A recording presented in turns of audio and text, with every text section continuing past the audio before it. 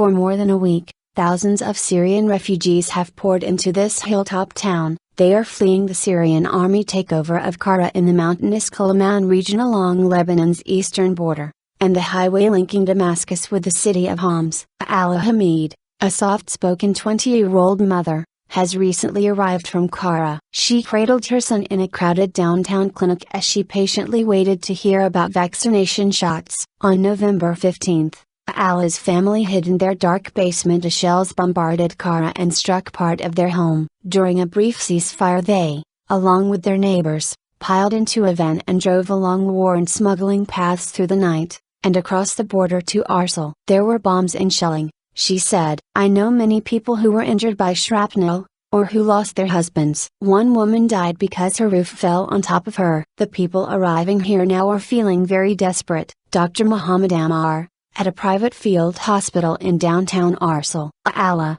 her husband and 2 young children now sleep with 15 other refugees in one room. There are no mattresses on the floor, and she said they brought nothing with them. We don't have food or money, and we know the owner will ask us for rent. We'd rather go home than live in a tent. But for the time being, Aala, like thousands of others, will remain. People won't go back because it's too dangerous, said Claire Lonsard, a worker in the area with medical charity Medicines Sans Frontières, and they might not have a home to return to. Arsal has seen its predominantly Sunni Muslim population of 35,000 double this year. The town is largely supportive of the rebellion against President Bashar al-Assad's government, but lies within a mainly Shia region that favors Hezbollah, which has pledged military allegiance to the Syrian regime. More than 120,000 people have died in the Syrian conflict so far, and Arsal has been targeted by sporadic cross-border shelling like much of Lebanon's northern frontier. The town is still struggling to cope with the wave of 20,000 refugees that arrived after the Syrian government and Hezbollah forces laid siege to the city of Qara this spring. According to the Office of the United Nations High Commissioner for Refugees,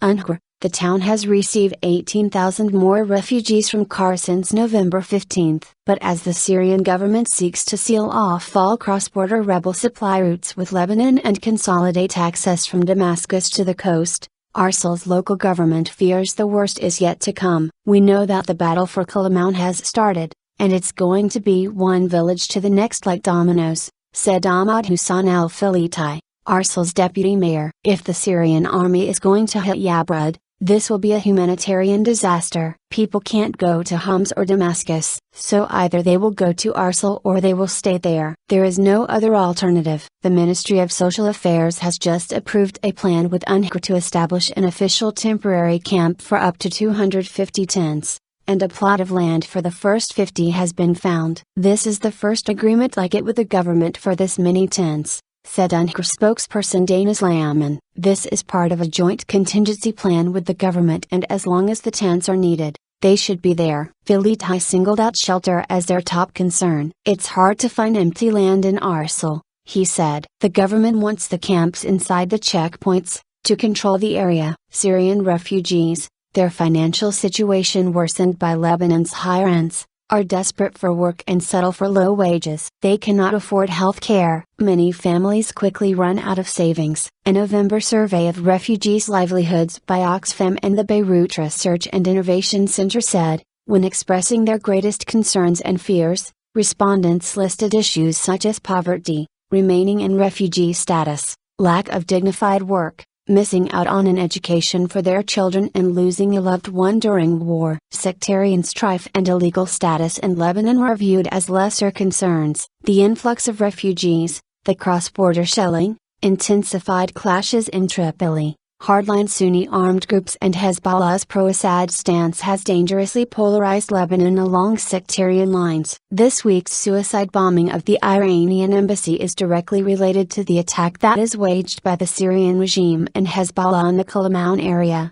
said Sami Nader, a professor of international relations at St. Joseph University in Beirut. This is the first time Hezbollah has been targeted by a suicide bombing by Sunni jihadists. What we are seeing is a Shiite and Sunni war taking place across the whole Levant. Control of Qalamoun is one part of the wider picture. Whoever controls Qalamoun can control the Lebanese border, and the Sunni presence in the Bekaa Valley and in the north, said Nader. At a private field hospital in downtown Arsal, Surgeon Mohammed Ammar is tired. He calls the 3-day trip he made from Qara to Arsal, with medical staff and hundreds of injured patients, the journey of death. The people arriving here now are feeling very desperate, he said. The tragedy is ongoing. People who fled Qara went to Qara, and now to Lebanon. The psychological effect is tremendous because every family has lost someone. The word hopelessness is coming up a lot. They don't feel secure here, and they don't know when they have to leave. In a hospital bed next door,